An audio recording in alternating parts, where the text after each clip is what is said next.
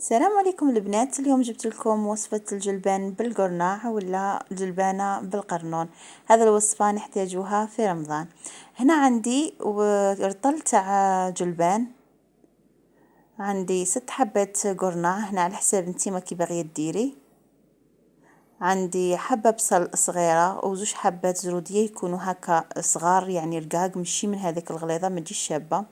هنا عندي حبة طماطيش مرابيتها، عندي فلفل، ملح، سكنجبير وكركم ونص عود قرفة.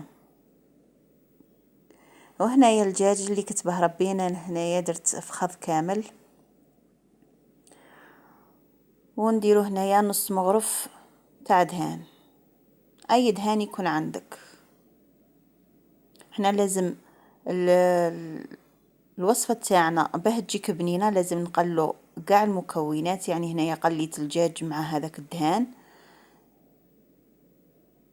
ومن بعد نزيدو معها البصل، ثاني نقلو البصل مع الدجاج والدهان، لازم يتقلو مليح، ونضيفو المكونات الاخرى. هنايا بعد ما تقلونا المكونات تاعنا نزيدو هنايا طماطيش، ونزيدو زروديه، ونزيدو لي زيبيس ونخليهم يتقلاو. هنا نزيدو لي زيبيس تاعنا. هنايا اي حاجه طيبيها لازم لك تقليها مليح باه القوت تاعها يخرج شباب.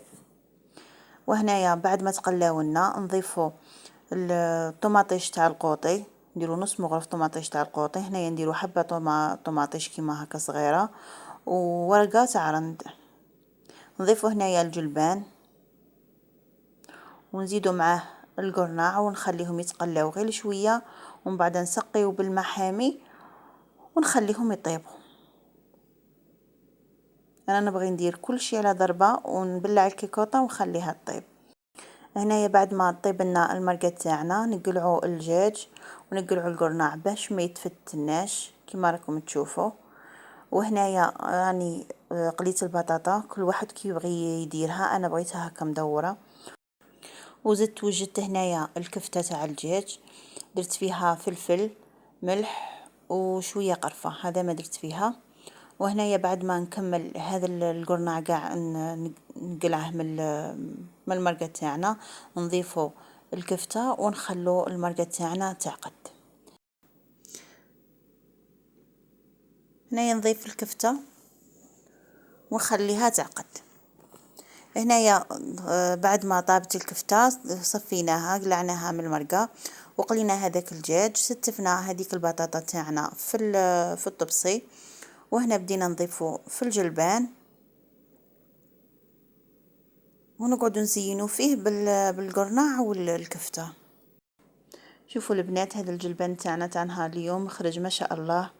وهذا الجلبان تاع ناس الغرب، يعني تاع معسكر تاع وهران يعني. وما هنايا في معسكر كل واحد وكيفاش يطيبه مي القو واحد. هذا الوصفه تاعنا تاع الجلبان بالقرناع والكفته، زدنا لها طبسي تاع سلطه كيما هكا بالزيتون، يعني ما شاء الله. هنا ما بقى لي غير نقول لكم تبقاو على خير وشهيتكم في الجنة. باي باي.